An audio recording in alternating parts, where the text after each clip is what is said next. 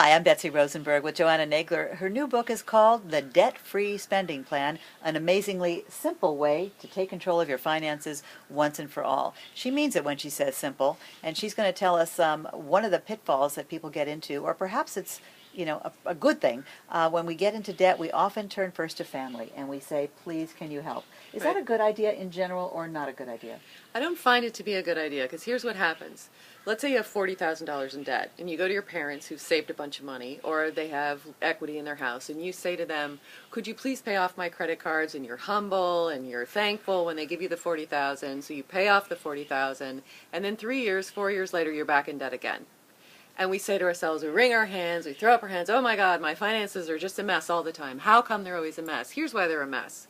Because we don't have a spending plan. We don't have any clarity about how much it really costs us to live, what we can afford and what we can't. And we're afraid that if we look deeply into our finances, we'll never have a fulfilled want or luxury again.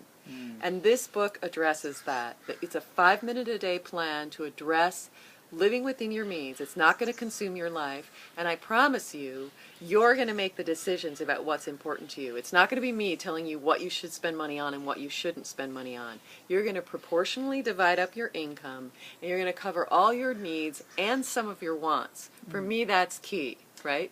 Some of us are unemployed for short times or even longer times or underemployed in this economy. Is there a way to not be in debt if that's the situation, if you have some savings but not a lot? Absolutely. And one of the ways, there's a whole section in my book on under-earning, right?